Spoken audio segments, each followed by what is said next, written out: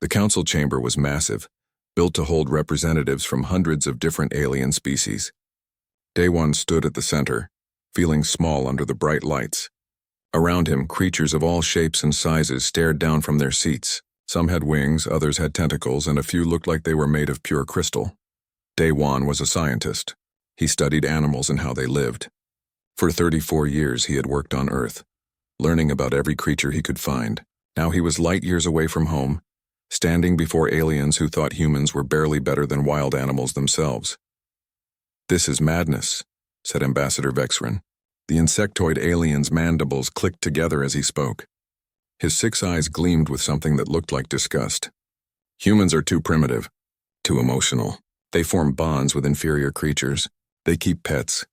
Several council members made sounds that might have been laughter. Day One felt his face grow warm, but he kept his expression calm. High Chancellor Morthus spread his golden wings.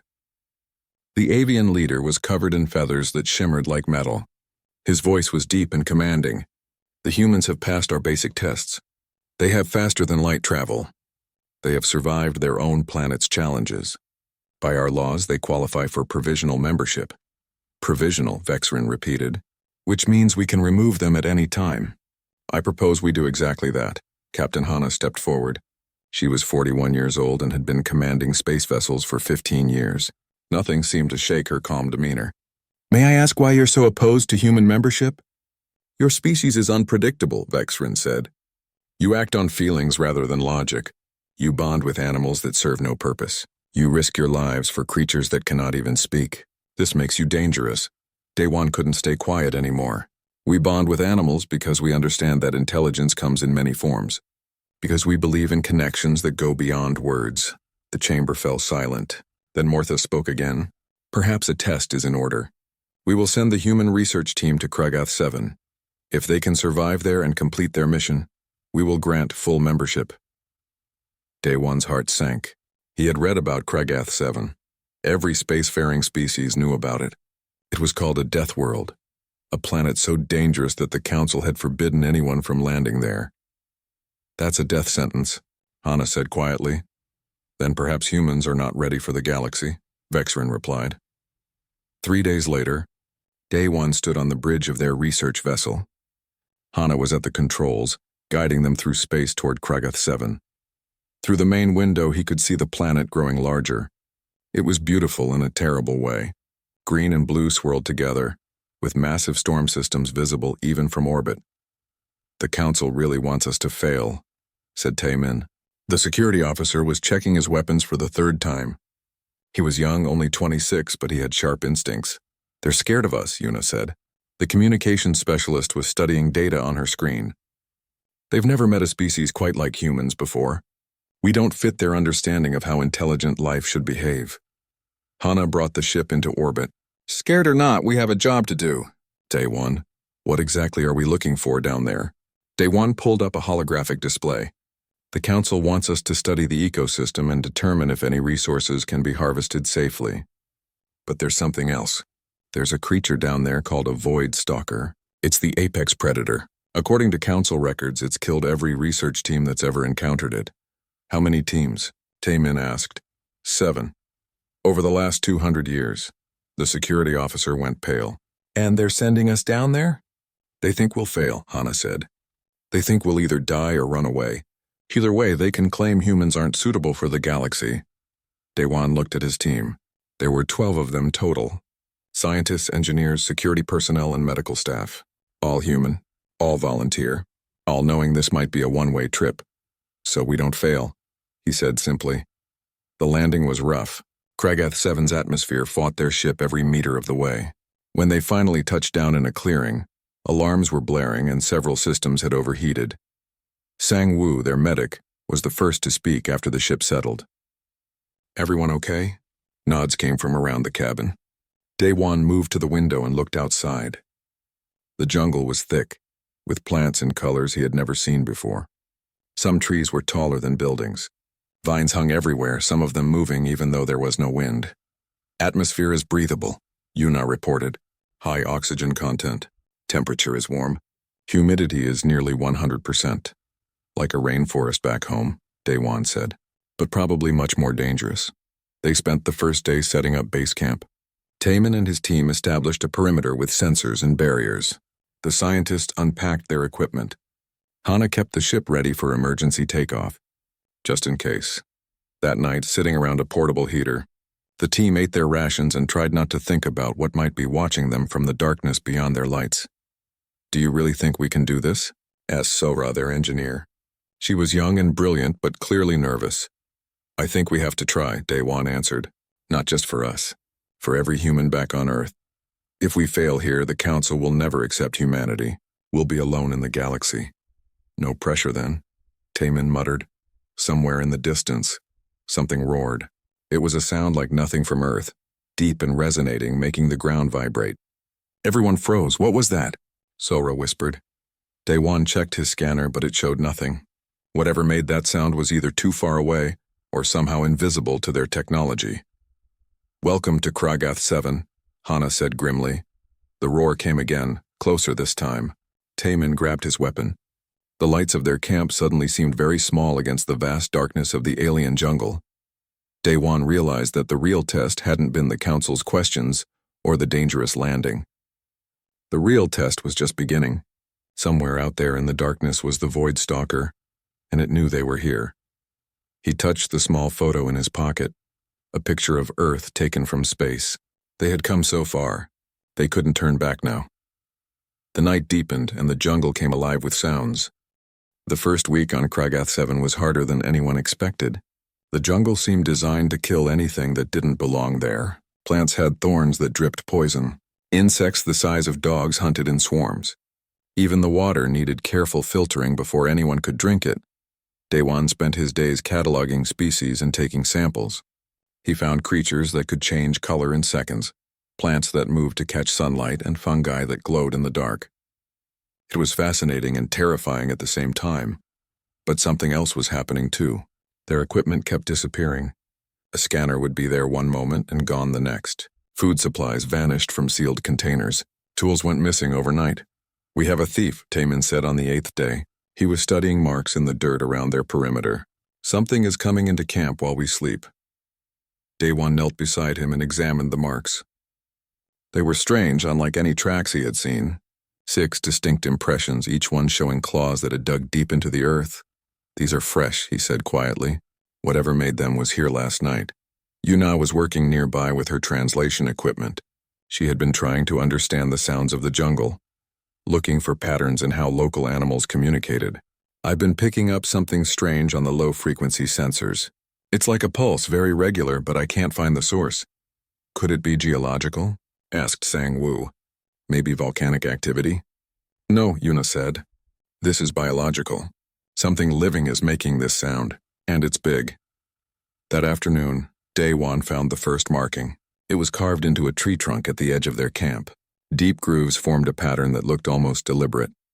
He took pictures and measurements, his hands shaking slightly.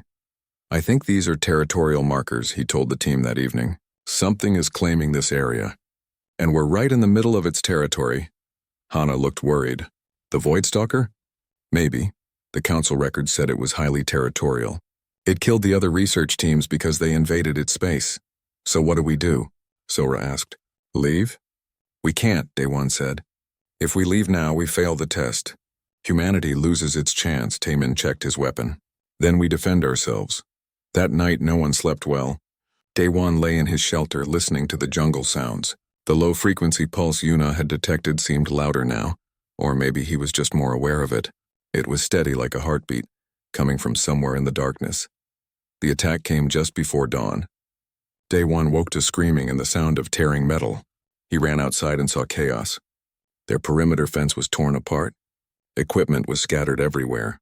And standing in the middle of their camp was the most terrifying creature he had ever seen. The Void Stalker was 8 meters tall, standing on 4 powerful legs with 2 additional limbs that looked like they could be arms or extra legs depending on what it needed. Its body was covered in armor-like plates that gleamed in their lights. But the most striking thing was the patterns on its skin, glowing lines of blue and purple light that pulsed and shifted.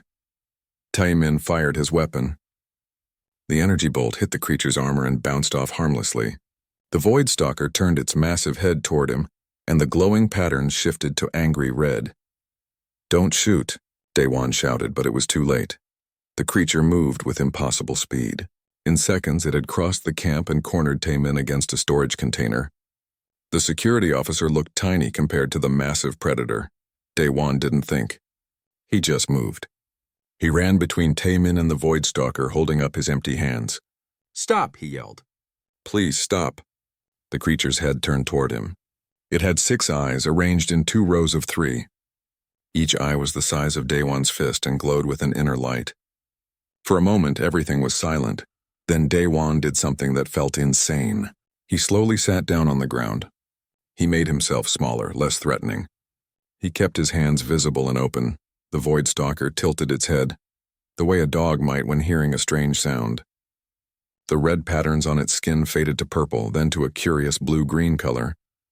"Yuna," Daewon called softly, not taking his eyes off the creature. "Start translating. Use different frequencies. Find something it might respond to." Yuna's hands flew over her equipment. She began broadcasting sounds from high-pitched tones to deep bass rumbles that Daewon could feel in his chest. The creature's glowing patterns flickered and changed with each sound. When Yuna hit a particular low frequency, the patterns brightened significantly. "That one," Daewon said. "Use that frequency. Modulate it gently." Yuna adjusted her equipment. The sound that came out was like a whale song mixed with distant thunder. The Voidstalker's entire body seemed to relax. It backed away from Taemin, its attention now fully on Daewon. For 20 minutes they stayed like that. Daewon sitting on the ground, speaking softly while Yuna translated his words into frequencies the creature might understand. The Voidstalker watching him with those 6 glowing eyes. Slowly, Daewon noticed something. The creature was favoring its left side. One of its middle limbs was held at an odd angle. As it moved, he saw what looked like wounds. 3 deep gashes that were swollen and infected. "You're hurt," Daewon said softly. Yuna's equipment turned his words into low rumbling sounds. The Voidstalker's patterns shifted to a dark blue color. Was that pain? Sadness? Daewon couldn't be sure, but his instincts told him the creature was suffering. "Sangwoo," he called quietly. "Can you see its injuries from there?" The medic had been watching from behind a fallen container. "Yes, they look infected. Probably from another predator. If those wounds aren't treated, it could die." Daewon took a deep breath. This was crazy. This was the most dangerous predator in the known galaxy. It had killed entire research teams, and he was about to do something absolutely insane. He stood up slowly, keeping his movements careful and deliberate. The Voidstalker tensed, its patterns flashing red for a moment. But Daewon kept talking, kept his voice calm and soothing. "I want to help you," he said. "Those wounds need treatment. Will you let me help?" He took 1 step forward, then another. The creature watched him but didn't attack. Its patterns shifted through colors from red to purple to that curious blue-green. Taemin whispered urgently, "Daewon, don't, it'll kill you." But Daewon kept moving forward. He had spent his entire life studying animals. He understood body language, the subtle signs of aggression or fear or curiosity, and right now this creature wasn't showing aggression, it was showing confusion and pain. He reached the Voidstalker and slowly extended his hand toward its injured limb. The creature's 6 eyes focused on his hand. Every muscle in Daewon's body was screaming at him to run, but he kept his hand steady. The Voidstalker's patterns turned a soft, gentle blue. And very slowly, very carefully, it lowered its injured limb toward Daewon's outstretched hand. Behind him, he heard Sora whisper in amazement, "He's actually doing it. He's touching it." Daewon named the Voidstalker Barum, which meant wind in Korean. The name seemed fitting for a creature that could move so quietly through the jungle despite its massive size. 3 weeks had passed since that first terrifying encounter. Now Barum visited their camp every day, usually in the early morning or late evening. The infected wounds were healing well thanks to Sangwoo's careful treatment. The medic had been terrified at first, but his dedication to healing overcame his fear. "The cellular structure is amazing," Sangwoo said one morning as he cleaned Barum's wounds. "It's designed to repair itself much faster than human tissue. Once we cleared the infection, the healing accelerated dramatically." Barum's glowing patterns pulsed in what Daewon had learned was a sign of contentment. The creature was massive, yes, and deadly, but it was also intelligent and surprisingly gentle when it chose to be. Yuna had made breakthrough after breakthrough in understanding Bahram's communication. The bioluminescent patterns on its skin weren't just random, they were a complex language. Different colors and pulse rates meant different things. Red was aggression or alarm, blue-green was curiosity, soft blue was contentment or gratitude, purple meant uncertainty or questioning. It's more sophisticated than many spoken languages, Yuna explained to the team. And there's more. The low-frequency sounds Bahram makes, those aren't just noise. They carry information too. It's a dual-layer communication system. The real surprise came one morning when Daewon tripped over equipment and injured his ankle badly. He was limping back to his shelter when Bahram appeared from the jungle. The creature's patterns flashed concerned purple, then it did something unexpected. Bahram left and returned an hour later carrying something in its mouth. It was a plant one Daewon didn't recognize. The creature placed it carefully at his feet, then backed away, watching him with those 6 glowing eyes. "What is it?" Taemin asked, his hand instinctively going to his weapon, though he rarely pointed it at Bahram anymore. Daewon scanned the plant. According to the database, it has strong anti-inflammatory properties. Bahram brought me medicine. Sora's eyes went wide. "It understood you were hurt and brought something to help?" "Not just that," Yuna said, watching her translation equipment carefully. "Bahram's patterns are showing what I think is concern. It's worried about him." From that day on, something shifted. Bahram didn't just visit the camp, it began protecting it. When other predators came too close, Bahram would appear and drive them away. When a violent storm hit, Bahram positioned itself as a windbreak, sheltering their camp with its massive body. Taemin, who had been most skeptical, admitted one evening, "I never thought I'd say this, but I feel safer with that creature around." "It's not a creature," Daewon said gently. "It's a person, just a very different kind of person." But not everyone was happy about the situation. Council observer Peltrix had been sent to monitor the human mission from orbit. The reptilian alien had been watching with growing horror. Hana received the first official communication on the morning of day 24. "The Council demands an immediate explanation," she read from the message. "They claim you have violated protocol by domesticating a prohibited life form." "Domesticated?" Daewon laughed. "We haven't domesticated Bahram, we've befriended it." "There's a difference." But the Council didn't see it that way. More messages came, each one more urgent than the last. The humans were ordered to cease all contact with the Void Stalker. They were commanded to evacuate immediately. They were threatened with permanent expulsion from the galactic community. Hana read each message and ignored them all. "We're doing groundbreaking work here. I'm not going to stop just because it makes some bureaucrats uncomfortable." On day 30, Peltrix himself descended to the planet in a small observation craft. He refused to leave his ship, instead communicating through a video screen. "This is madness," the reptilian observer said, his scaled face showing disgust. "You humans are proving every concern the Council had. You're too emotional, too reckless." Daewon stood before the screen with Bahram visible just behind him. The Void Stalker's patterns were a cautious purple. "We're proving that intelligence comes in many forms. That communication is possible even with species the Council deemed impossible to understand. That thing has killed dozens of Council members over the centuries," Peltrix said. "Because no one tried to understand it," Yuna interjected. "Because everyone came with weapons and fear instead of curiosity and respect." Peltrix's eyes narrowed. "The Council is sending a military fleet. You will be extracted and the creature will be eliminated. This is not a request." The screen went black. The team stood in silence for a moment. "How long do we have?" Sangwoo asked quietly. Hana checked her instruments. "A Council military fleet? They're probably 3 days away." "We need to leave," Sora said. "We can take Bahram with us." "Find another planet, and then what?" Taemin asked. "Spend the rest of our lives running?" "And humanity would still be banned from the galactic community." Daewon looked at Bahram. The creature's patterns had shifted to dark blue, and it made a low, rumbling sound. Somehow Daewon thought Bahram understood what was coming. "There has to be another way," he said. That night Daewon couldn't sleep. He sat outside his shelter watching Bahram rest nearby. The creature's glowing patterns pulsed slowly in the darkness like a heartbeat. He thought about everything that had happened. The Council's prejudice, their fear, their inability to see past their own narrow definitions of intelligence and communication. Then he thought about Bahram, the way it had helped them, The way it showed concern when someone was hurt. The way it protected them without being asked. The way it communicated complex thoughts through light and sound. Yuna came and sat beside him.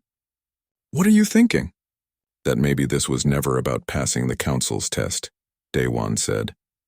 "Maybe it was about showing them there's a better way. And if they don't listen? Then at least we tried." In the distance, lightning flashed. A storm was coming. Daewon could feel it in the air. But it wasn't the weather that worried him. It was the storm of ships and weapons heading toward them from across the stars. Barham lifted its massive head and looked at him. The patterns on its skin shifted to that curious blue-green color, the one that meant questions. "I don't know what's going to happen," Daewon said softly, knowing Yuna's equipment would translate his words. "But I promise we won't let them hurt you." Barham's patterns turned soft blue. Trust. The creature trusted him. Daewon just hoped he could live up to that trust. The military fleet would arrive in 3 days, and when they did, everything would change. He looked up at the stars, wondering which one of those distant lights carried ships full of soldiers coming to destroy the most remarkable friendship humanity had ever formed. 3 days. They had 3 days to figure out how to save Barham and prove to the galaxy that humans belonged among the stars. The Council military fleet arrived exactly when Hana predicted.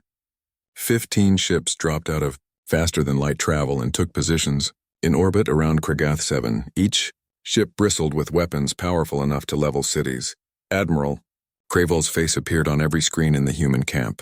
The Admiral belonged to a species called the Vortan, warriors who had never lost a battle. His skin was dark gray and covered in scarred ridges. His eyes were cold. "Humans of the research vessel, you are ordered to evacuate immediately. The hostile life form designated Void Stalker will be terminated. You have 2 hours to comply." Hana stepped forward. "Admiral, that life form has a name, Barham, and it's not hostile. We've lived peacefully with it for over a month." "Your compliance is not requested, it is demanded," Cravel said. "If you do not evacuate, you will be removed by force. The creature will be destroyed regardless." The screen went dark. The team looked at each other, fear written on their faces. "We can't let them kill Barham," Daewon said. "We might not have a choice," Hana replied. "Those ships have enough firepower to glass this entire continent." Suddenly, the ground beneath their feet began to shake. It was subtle at first, just a tremor, but it quickly grew stronger. Equipment fell over. People grabbed onto whatever they could for support. "Earthquake," Sora shouted. But it wasn't just an earthquake. Alarms started blaring from every scientific instrument. Yuna pulled up geological data, her face going pale. "It's the volcanic system. The planet's seismic sensors are going crazy. Something big is happening." High above them, the military fleet was experiencing their own problems. The orbital bombardment ships had begun moving into position, when suddenly they found themselves caught in violent atmospheric disturbances. Magnetic storms erupted across the planet's upper atmosphere, scrambling sensors and navigation systems. Admiral Cravel's voice came back on the communications. "All ships pull back to safe distance. Adjust shields to maximum." But it was too late for some. 3 council ships, their systems overwhelmed by the magnetic interference, lost main power. They began falling toward the planet's surface. Pulled down by gravity, they could no longer fight. In the human camp, Daewon watched the sky as burning metal streaks appeared, ships falling like dying stars. "They're going to crash." "Good," Taemin muttered. "They came here to kill." "They're still people," Sangwoo said quietly. The ground shook again, harder this time. In the distance, one of the planet's major volcanoes erupted, sending ash and fire into the sky. The seismic event was triggering a chain reaction across the entire tectonic system. Ji-Woo, their pilot and Hana's second-in-command, ran to the captain. "We need to launch now. If this gets worse, we'll be trapped here." Hana looked torn. "What about the crashed council ships? There could be survivors." "Not our problem," Ji-Woo said, though his voice lacked conviction. Daewon watched as Barham emerged from the jungle. The creature's patterns were flashing rapidly between colors, red and purple and blue, like it was experiencing multiple emotions at once. It looked at Daewon, then at the burning tracks in the sky where ships had fallen. "Barham knows they're in trouble," Yuna said, watching her translation equipment. "The frequency patterns indicate concern." "Concern?" Taemin asked. "For the people who came here to kill it?" Daewon approached Barham slowly. The ground was still shaking, and in the distance they could hear trees crashing down. The volcano's eruption was getting worse, and the sky was beginning to darken with ash. He stood before the massive creature and placed his hand on its armored leg. "I know what I'm about to ask is crazy. Those people wanted to hurt you, but they're in danger now. Their ship's crashed. They need help." Barham's 6 eyes focused on him. The patterns on its skin shifted to that questioning purple. "I'm asking if you'll help me save them," Day One said. "Even though they came here to kill you, I'm asking you to be better than they were." For a long moment, Barham didn't move. Then its patterns changed to a steady, resolute blue. The creature turned and made a sound, deep and resonating, that traveled far through the jungle. Within minutes, they appeared. Other Voidstalkers emerging from the trees. 5 of them, each as massive as Barham. Daewon realized with shock that these were Barham's family, its pack, its community. "Oh my God," Sora whispered. "There are more of them." Barham's patterns pulsed in a complex sequence. The other Voidstalkers responded, their own patterns lighting up in reply. Yuna's equipment was working frantically, but even she looked overwhelmed. "It's talking to them," she said.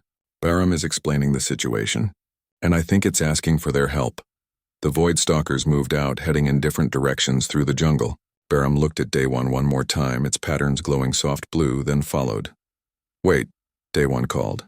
"I'm coming with you. Are you insane?" Taemin grabbed his arm. "The planet is tearing itself apart, which is exactly why they need help," Daewon said, pulling free. "Hana, take the ship and coordinate rescue efforts from the air." "I'm going with Barham." Hana wanted to argue, but another violent tremor cut her off. "Fine, but you take a communication device and you stay in contact. Jiwoo, get to the pilot's seat. Sora, get the ship's shields to maximum. We're going to need them." Daewon climbed onto Barham's back, gripping the ridges of its armor plates. The creature moved swiftly through the jungle, following the trajectory of the nearest crashed ship. They found it in a clearing where it had torn through the trees. The vessel was broken open, smoke pouring from its engines. Council members, various aliens of different species, were crawling from the wreckage. Many were injured. One of them, a Vorton warrior with blue markings, saw Bahram approaching and raised a weapon. "Stay back, creature." But Bahram didn't attack. Instead, it carefully approached a piece of wreckage that had trapped 3 council members beneath it. The Voidstalker positioned itself, gripped the metal with its powerful limbs, and lifted. The trapped council members scrambled free, staring in disbelief. Daewon slid down from Bahram's back. "We're here to help. More rescue teams are coming." "You're human," the Vorton warrior said, lowering his weapon. "Why are you helping us?" "Because it's the right thing to do," Daewon answered simply. In orbit, Admiral Cravel watched his monitors in disbelief. His ships were reporting the same thing from multiple crash sites. The Voidstalkers, the creatures he had come to exterminate, were rescuing his crews. They were lifting wreckage, carrying injured personnel to safety, and guiding survivors through the dangerous jungle. At one crash site, Barham and 2 other Voidstalkers carried an escape pod through a lava flow. Their armored bodies protected them where unshielded aliens would have burned. At another site, a Voidstalker held its body over injured council members, sheltering them from falling volcanic ash and debris. Hana's ship flew overhead, its shields extended to maximum, creating protective bubbles over rescue sites. Sora had rigged the shield generators to cover a wider area, and now they were protecting both humans and aliens below. In a collapsed cave, Admiral Cravel himself was trapped. His shuttle had crashed, and he was alone, injured, and unable to move. He heard something approaching in the darkness and readied himself for death.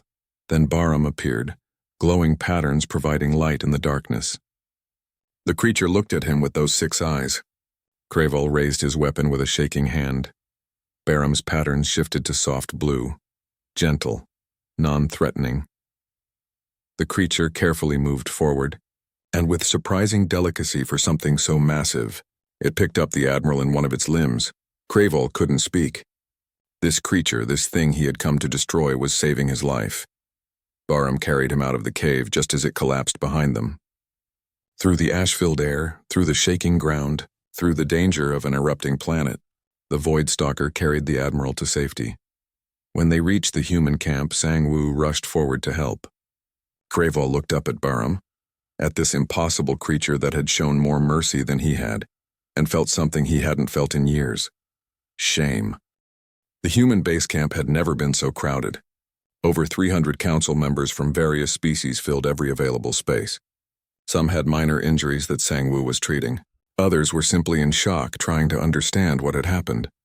The volcanic eruption had finally stopped, leaving the sky gray with ash. The seismic activity was settling, but the real earthquake, the one that would shake the entire galactic community, was just beginning. Admiral Cravol sat on a supply crate, his arm in a makeshift sling. He watched as Baram moved through the camp, checking on the injured. The Void Stalker's patterns glowed soft blue, occasionally shifting to concerned purple when it sensed someone in pain. "I don't understand," Cravol said to Daewon. "We came here to kill it. Why would it save us?"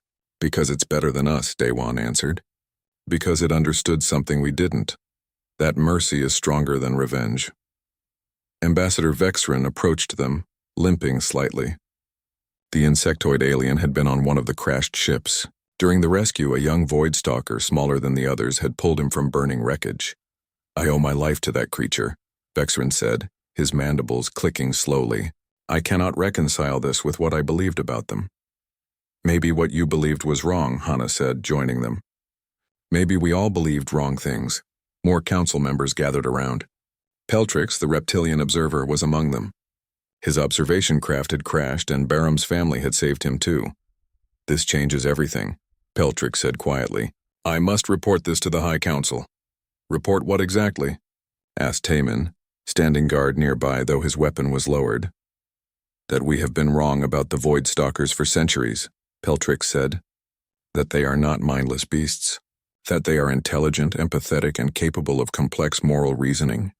Daewon pulled up data on his tablet. "I've been analyzing Baram's behavior patterns for weeks. The bioluminescent communication alone is more sophisticated than most species' verbal languages. And there's more. Look at this." He showed them recordings of Baram's family group. They showed the Void Stalkers caring for their young, working together to build shelters, and even what appeared to be teaching sessions where adults demonstrated hunting techniques to juveniles. "This is a society," Yuna explained. "They have family structures, education systems, and social hierarchies. And they've been living here on Kragath 7, not as monsters, but as a civilization." "Then why did they attack previous research teams?" asked a council member from the avian species. "Because those teams came with weapons," Daewon said. "Because they tried to take samples from the breeding grounds. Would you not defend your home if invaders came with weapons?" Silence fell over the group. The truth was uncomfortable, but it was clear. Admiral Cravol stood up, wincing at the pain in his injured arm. "I came here to exterminate a threat. Instead, I found people. Not humans, but people nonetheless, and they showed more honor than I did." He walked slowly to where Baram rested at the edge of camp. The other Void Stalkers were gathered nearby, their glowing patterns pulsing in conversation. Cravol stopped a few meters away, unsure of what to do. Baram's patterns shifted to curious blue-green. The creature tilted its massive head, watching the Admiral. Cravol did something that shocked everyone watching. He removed his weapon and placed it on the ground. Then he bowed, a gesture of respect in Vorton culture.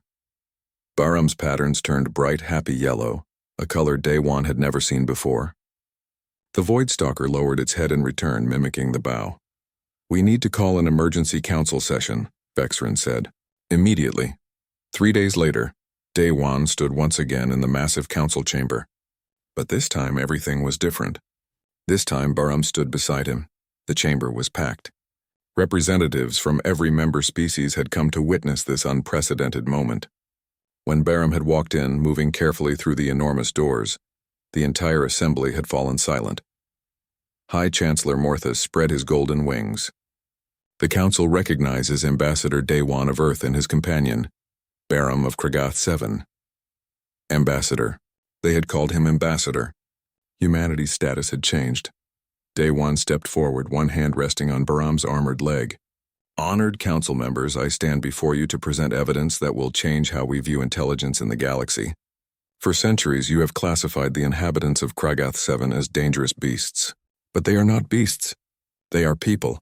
He presented his research, recordings of Baram's family group, analysis of their complex communication system, evidence of their social structures, their care for their young, their moral reasoning. Yuna demonstrated the translation system she had developed. When she played back recordings, the council members could hear Bahram's words, translated into languages they understood. Words about family, about home, about fear when strangers came with weapons. They weren't keeping us away because they were aggressive, Daewon explained. They were protecting their breeding grounds, their children. Would any of you not do the same? The council chamber erupted in discussion. Some members argued, others agreed, but everyone was listening. Then Admiral Craval stepped forward. I speak as someone who came to destroy. I fired upon these people without attempting communication. And they saved my life anyway. They saved all of us. If that is not intelligence and morality, then I do not know what is. One by one, survivors from the rescue stood to share their stories. The Vortan warrior who had been sheltered from volcanic ash. The engineer whose life Bahram had personally saved. The pilot who had been carried to safety by Bahram's family. Finally, Vexrin approached the center. The insectoid ambassador who had been humanity's harshest critic now spoke differently. I have said terrible things about humans. I called them primitive because they bond with animals. But now I understand. They do not bond with animals. They bond with people regardless of what form those people take. This is not a weakness. It is humanity's greatest strength. He turned to look at Bahram. And I formally apologize to you, Bahram of Krugoth 7, for my species' failure to recognize yours as equals. Bahram's patterns shifted through colors, finally settling on a forgiving soft blue. Yuna's translation system converted the light patterns into sound. We forgive. We want peace. We want to understand the stars as you do. The council chamber fell completely silent. Then High Chancellor Morthus stood, his wings fully extended.